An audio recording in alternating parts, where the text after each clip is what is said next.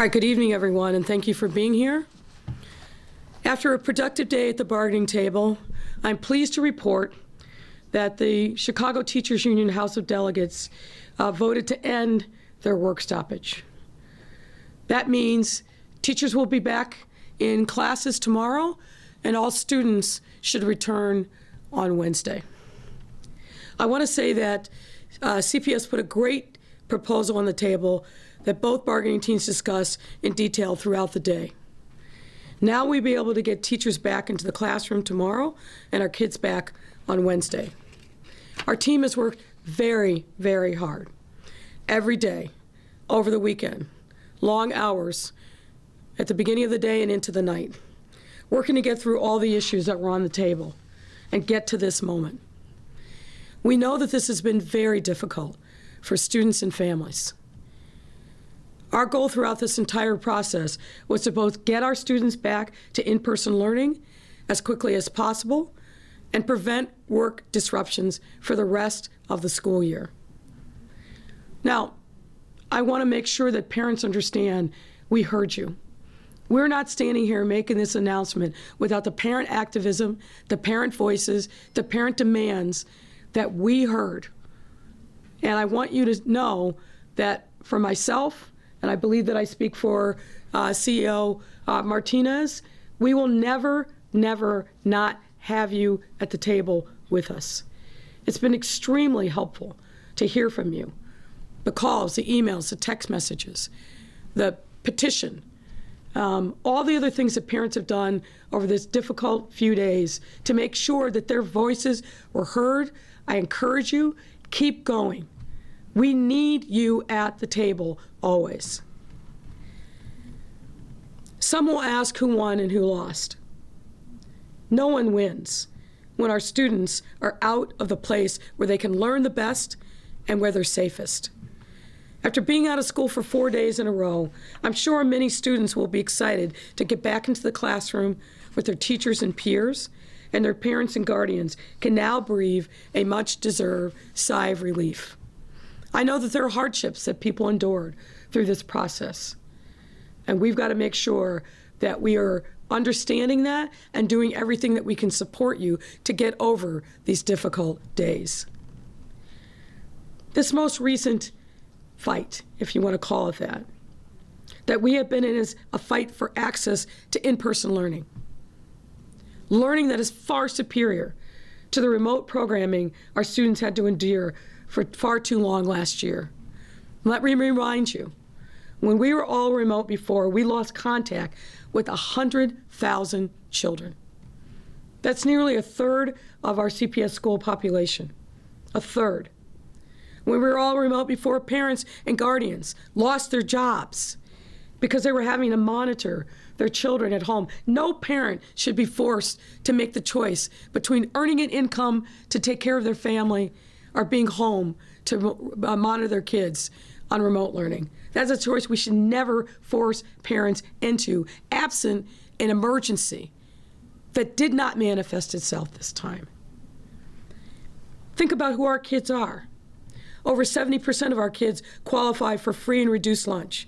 That means they come from poor and working class families.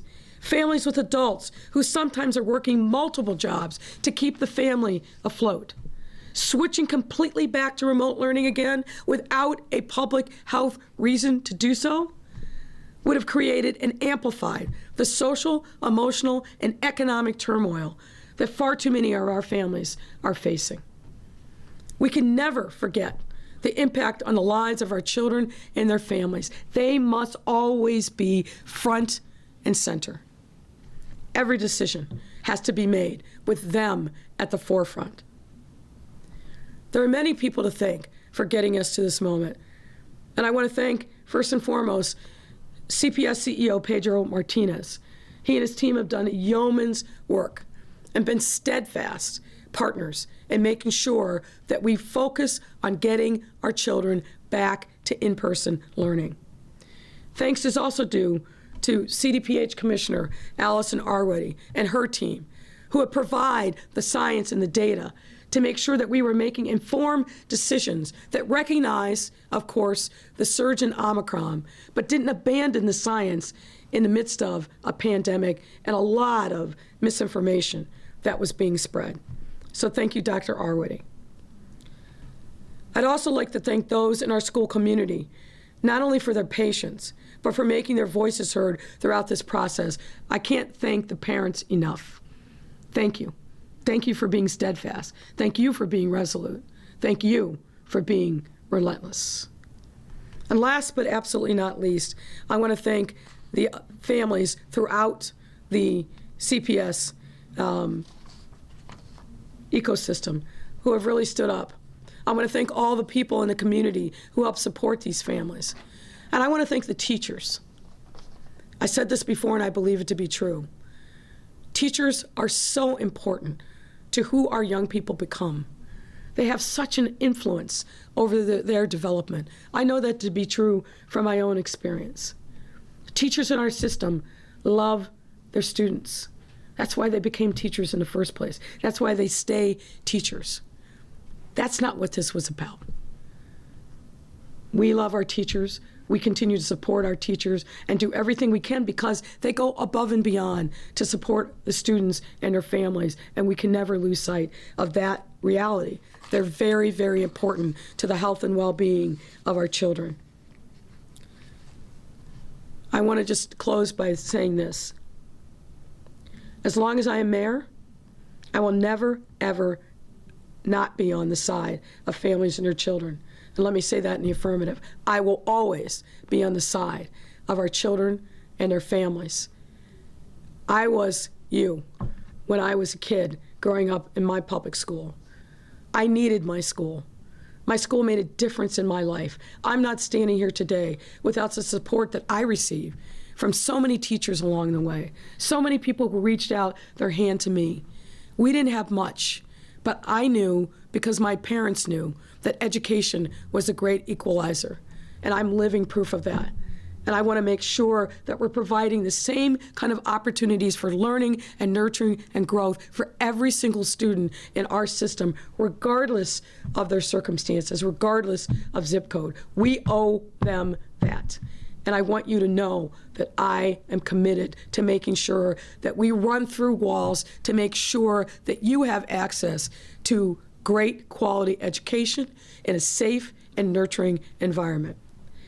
With that, I'll now turn it over to CEO Martinez, who can tell you a little bit about things from his perspective. CEO Martinez.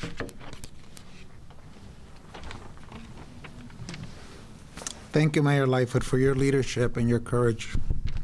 And thank you, Dr. Arwady, for always being there as our thought partner with the science, with the data.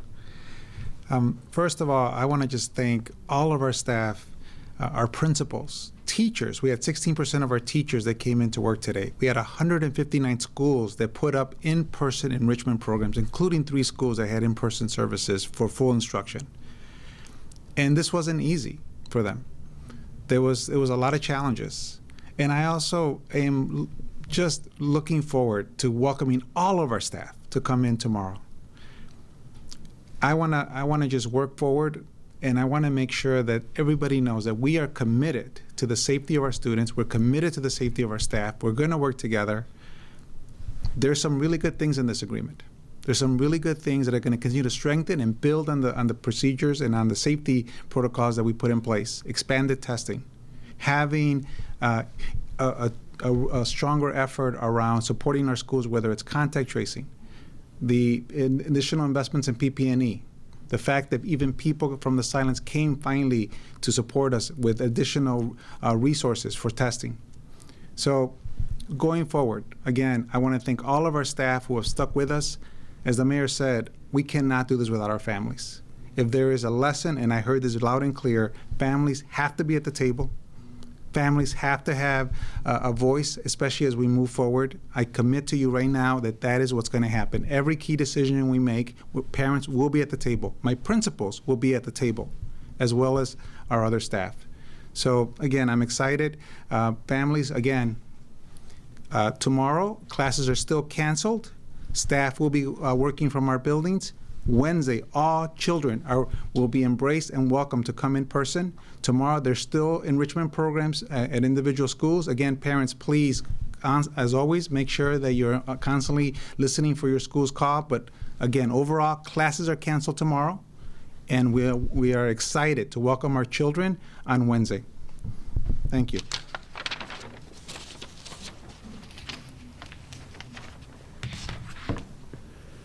Happy to take your questions. Thanks a lot, Mayor. We'll start off with Dana Kozlov, CBS. Go ahead, Dana.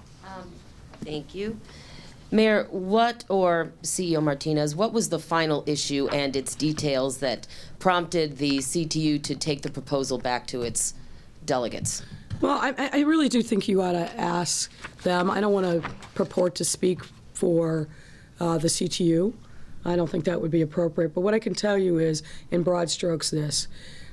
We reached an agreement on the metrics for, at a school-based level, for when we needed to convert a classroom or a school to go remote. Not surprisingly, the component parts of that depend upon staff and or student absences. As CEO Martinez says, we test in every school every week now, but we've added some layers to enhance the testing that will be done, and again, appreciative of the additional testing resources that we will be able to access. We are committed to engaging families to increase testing consents. That's a critical part of it. We want to get to as high a number in testing consents as we possibly can, and we're going to work jointly with the CTU to get that done. There's a new proposal that's going to be put into place regarding contact tracing that will give opportunity for individuals at schools to be a part of contact tracing after the appropriate training, and new incentives to increase the number of substitutes in the districts. Those are some of the key points. As soon as we know that the membership has voted to approve this agreement, we'll release the written document with all the additional details to you. And that leads to my second question. Are there any guarantees that CTU teachers rank and file will remain in person post Tuesday should they vote this proposal down? Well, I'm going to emphasize the positive. I think it's meaningful that the House of Delegates voted to end the work stoppage, and certainly my hope is that the rank and file teachers who will be voting, and we're told sometime later this week, will ratify the agreement. All right, Carmen Vargas, Univision. My question is for CEO Martinez. Señor Martínez, si me puede explicar cuál fue el proceso y el acuerdo al que llegaron con CTU y en qué consiste. Sí, bueno, lo más importante que los padres quiero que sepan es que todos los empleados van a regresar mañana a nuestras escuelas y el miércoles es cuando van a regresar todos nuestros niños en persona. Y lo que estamos de acuerdo, tenemos vamos a tener más capacidad para exámenes de COVID. Vamos a invertir más, por ejemplo, en mascarillas para los niños y para los adultos. Y también la prioridad es igual. La seguridad de nuestros niños y nuestras familias y nuestros empleados. Again, for us, we just said that the main thing for parents to know that children will be welcome to come on Wednesday, and we are making more investments in COVID testing and PPE, and our priority continues to be the safety of our staff and our children.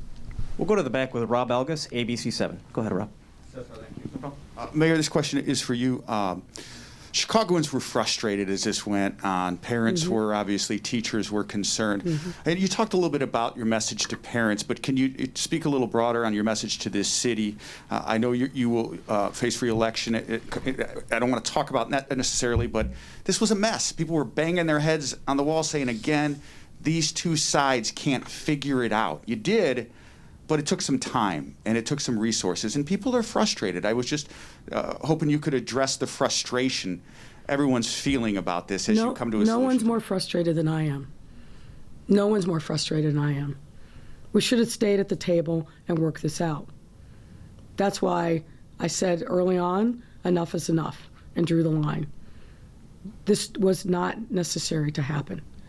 And I'm glad that we're hopefully putting this behind us and looking forward.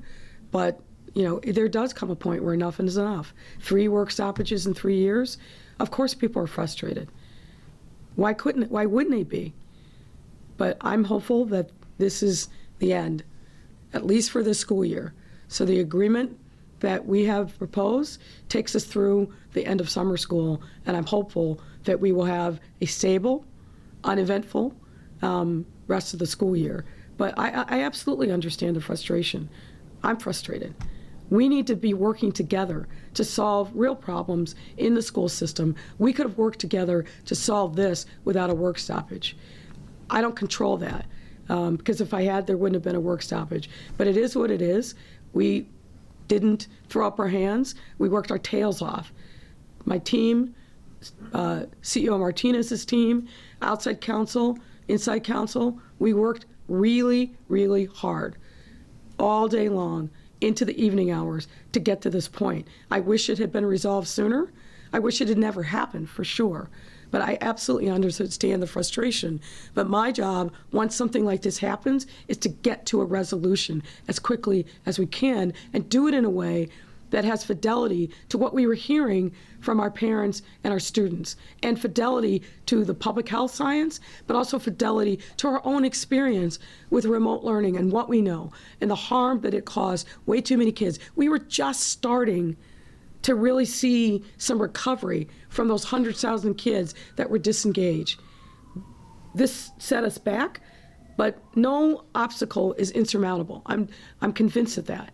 But we've got to stay focused on what's most important, and that's our kids being in person in the safest place for them, even in the middle of a pandemic, because of all the supports that we put in for COVID mitigations, the masking, the social distancing, the partitions, the hand sanitizers, the real emphasis on making sure that we're doing the right things in those classrooms every single day. That's why schools are safer. That's why. And we can't lose sight of that. The data tells us that. The studies tell us that of our own system, of the archdiocese system, those schools are in the same neighborhoods as our schools are. That is not in dispute, and hopefully we put that issue behind us once and for all. I want to see us get back to what our primary function is, which is to teach our kids and model the kind of example that we want them to follow.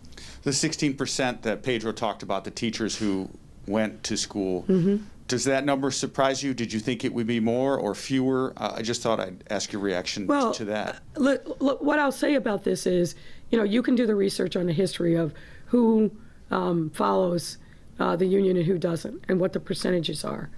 So I think a statement was made by those teachers.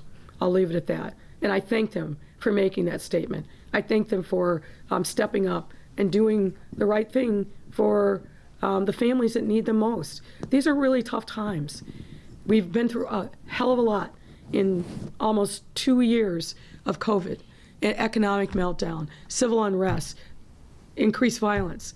This has been a really hard, stressful, and traumatic time on all of us, and it falls heavily on our children and vulnerable families. The thing we need to do is unite to support them, because they need us. That's what we need to be focused on. That's a wrap, Mayor. Thank you very much. Thank you, everyone. Thank you, everyone.